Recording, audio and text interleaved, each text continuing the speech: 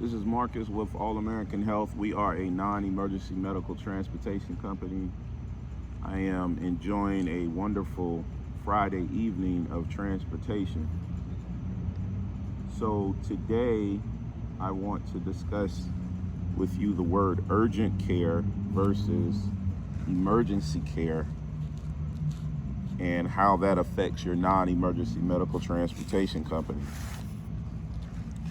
This evening, I picked up a client who was pregnant. She was pregnant. She had gone into labor, but it wasn't that serious. Her husband was out of town, so she did not feel comfortable driving herself to the hospital.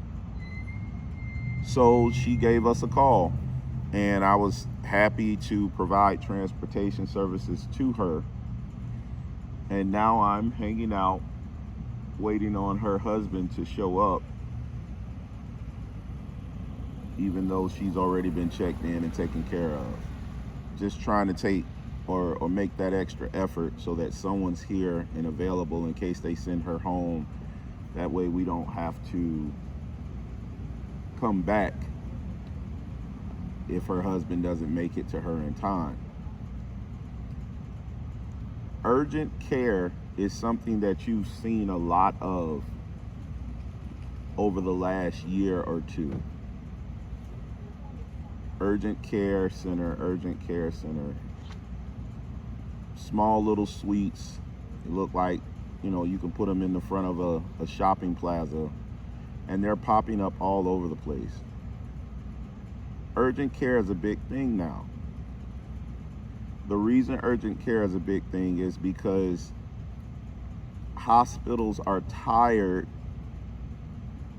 and do not have the resources to handle sprained ankles and finger splinters anymore. Feeling sick versus being sick are two different things. Due to what happened in 2020, the federal government realized that there is a major problem with the level of care that hospitals can provide. And so they enhanced their efforts to put up urgent care facilities. I don't want to say they changed their efforts. They were already making the effort, but they enhanced them. More and more people are concentrating in certain areas that are not as developed as other areas. What am I talking about?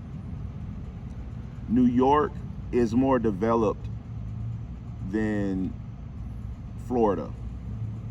There's no knock on Florida, it's just more developed. They have quite a few more people. So they have far more taxable resources that they can use to reinvest in the population that they're having to manage. So they have far more hospitals than Florida would. More people, more hospitals. With what happened in 2020, it proved that people still don't have enough hospitals. And so as a way to combat that and to slow the tide is to basically put up posts.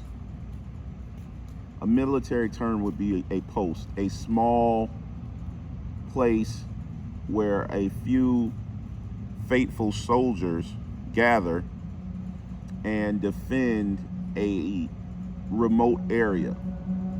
In this case, we're referring, of course, to a doctor and a few nurses reducing some of the flow that goes into hospitals. Marcus, why are you talking about this? What are you saying? What explain, help me understand what you're talking about. Your service has become an urgent service as well.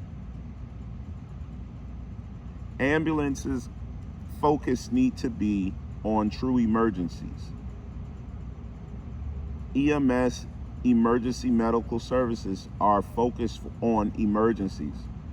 In the situation tonight, this is not an emergency.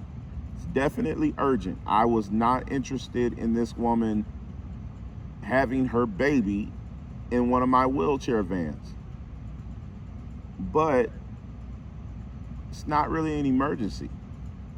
It's an emergency for me to make sure she gets here before the baby drops, but it's not an emergency for a EMS to have to show up. Children have been born in homes.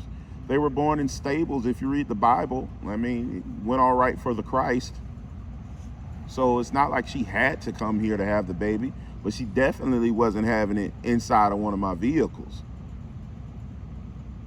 So what am I saying? Put this all together. Your service has become more of a demand. So what you have to do is put yourself in a situation where when the demand is there, you're available to provide the service. A demand and on-demand service comes with a fee. It comes with a higher charge than, oh, just show up and we'll be there.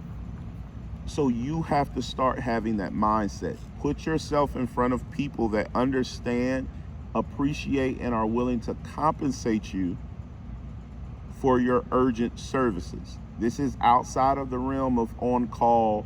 This is outside of the realm of same day. I'm talking urgent service. Another opportunity where you can provide a service, being a servant, and that you're compensated in a fair amount for the service you're providing. Imagine a hospital, great opportunity, this is a nugget, calling you and saying, there's a urgent matter 3 miles away, we would like you to take care of it.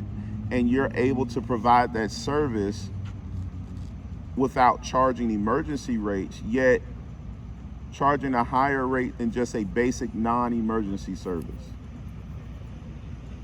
These are the types of ideas that you need to start thinking about when you're building your NEMT.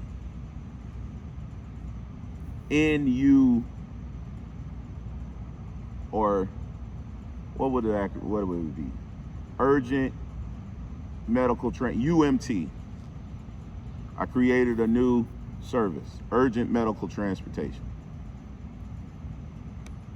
Same vehicles, same services, maybe some additional certifications for your providers, yet you're not an EMS.